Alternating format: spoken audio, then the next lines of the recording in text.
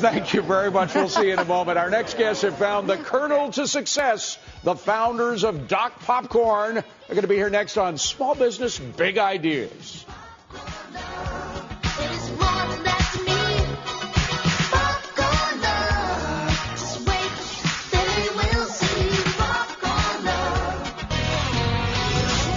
Our next guests are a husband and wife team whose business is really popping. Joining us now is Rob and Renee Israel, the founders of Doc Popcorn, for this week's Small Business Big Ideas. And we should mention Renee is popping. She's you're about to give birth to your third child. You get a side view of that? Yeah, well, that's all right. That's all right. Women don't like side views when they're pregnant. Am I right, Renee? That's very true, yes. Tell us how you got started. Yeah, absolutely. So we started the business in December of 2003. We had a... How, by the way? With your own cash? With bank money? What? It was I've been a serial entrepreneur for many years, David. So I'd sold the business.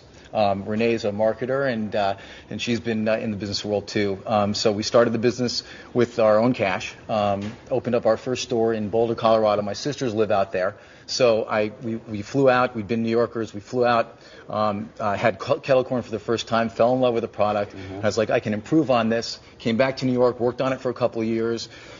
Created a whole range of amazing flavors, we'll all talk natural. about that in a second, but I want to say, because so many of our viewers have this as a dream, as a goal of starting your own business. Were you in for the using all your savings to pour into a company from the beginning, or did he have to talk you into it? Well, I also had an entrepreneurial background, so you were right with him on this. Yeah, I came from the Fortune 100 world, but then had made the transfer into helping entrepreneurial companies, and Rob, had the kernel of the idea, and then he was the next company. Don't you get sick of those puns? Honestly, never. Got kernels, right.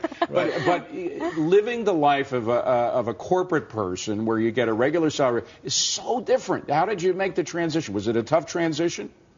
It definitely was, it's always a little scary, but I think that eventually you have to have a leap of faith and just say, this is what we're going to do, we're going to go for it. And the lifestyle that's afforded by being your own boss and being able to control when and how you work is absolutely amazing. So how did you you're the marketeer, how did you survey the market for this product?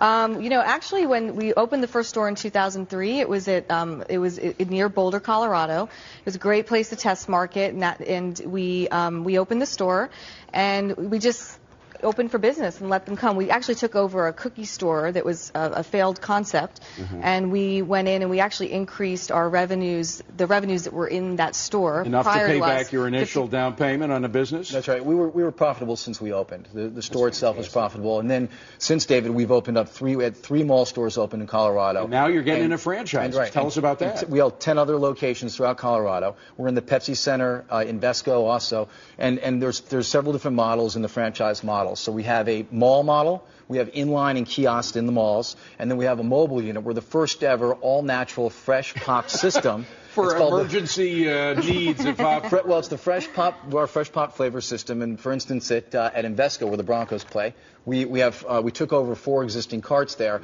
We did 400 times the amount of business that they're currently doing. And the recession, very quickly, how has it affected you? The $4 or $3.50 bag of popcorn, folks are excited by it. It's a snack that the whole family can share. Yeah, but when you can make it at home for free, well, not for free, but for a much cheaper price, aren't people going in that direction with the trimming of their pockets? Well, they're in the mall. They're going to these high-trafficked areas. They're going to, it's kind of contrary. They're going to these venues. They want something to eat. Here they have it's the first ever all-natural snack available in high-traffic venues, like malls, like stadiums, like arenas. Doc Popcorn, the founders are here. Rob and Renee Israel, congratulations on this. Very much. Particularly, congratulations David, on your baby we brought you a little spot here. Nice. Wow. These are the sunglasses that we use that were in the malls to protect our eyes when we're popping. So we wanted you to share in our look. So you got a whole line of products to go along with popcorn. Well, mostly it's the 9 natural flavors, all natural flavors, David, but those are kind of cool. Cool. Thank you. And Boulder's always sunny and shiny. It may end up on my daughter's head, by the way. But thank you very much. Life is great out there. So. Guys, good to see you both. Doc Popcorn, and best of luck with your third child as well. Thank you so much, David. There's been lots of talk. Now lawmakers are finally coming out with a climate bill of some kind. Does it have a chance? We're going to handicap that